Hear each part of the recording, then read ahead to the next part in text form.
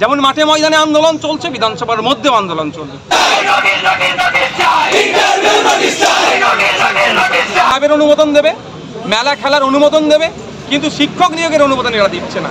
আমরা দেখছি মদ খাওয়ার টাকা চাইলে এদের মাধ্যমে এরা দেবে, হই হুল্লোড় টাকা চাইলে দেবে, কিন্তু অপদার্থ রাজ্য সরকার মানুষকে বোকা বানানোর জন্য ধর্নার নাটক করছে।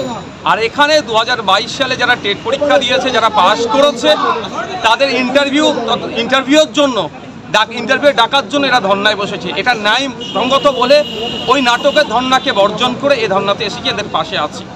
রাজ্য সরকার তার মধ্যশিক্ষা পরিষদের যিনি সভাপতির মাধ্যমে বলছেন যে 50,000 শূন্যপদ আছে, অনুমোদন দিলেই নিয়োগ করবে। তো অনুমোদনটা কে দেবে? রাজ্য সরকার দেবে। কিন্তু দুঃখের বিষয়, এই রাজ্য সরকার ক্লাবের অনুমোদন দেবে, মেলা খেলার অনুমোদন দেবে, কিন্তু শিক্ষক নিয়োগের অনুমোদন এরা দিচ্ছে না। আমরা দেখছি মদ খাওয়ার টাকা চাইলে এদের মাধ্যমে এরা দেবে, হই হুল্লোড় টাকা চাইলে দেবে, কিন্তু কন্টিজেন্সি ফান্ড থেকে শুরু করে কম্পোজিট গ্রান্ট যেগুলো আছে সেগুলো চাইলে শিক্ষাক্ষেত্রে মান উন্নয়নক এরা কোনোদিন চাইছে না। তো অপদার্থ সরকারের বিরুদ্ধে যে অবস্থান বিক্ষোভ চলছে, এখানে ধর্না চলছে।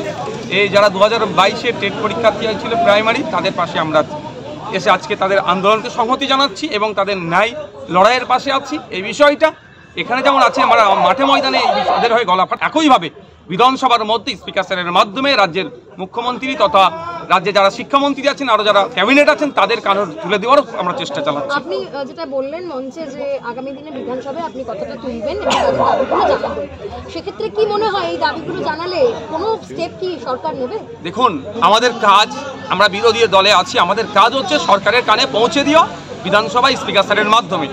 সে কাজটা করে যাবার সরকারের কাজ হচ্ছে বিরোধীরা যে কথা বলছে সেটাকে নিয়ে আত্মসমালোচনা করা, সেটা থেকে ওয়ে আউট বার করে জনসাধারণের জন্য যে কথা আমরা বলছি সেগুলোকে সমাধান করা।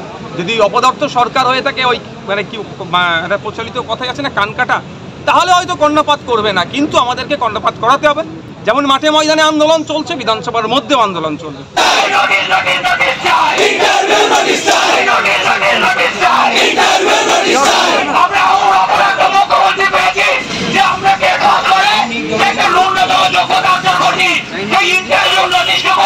আমাদের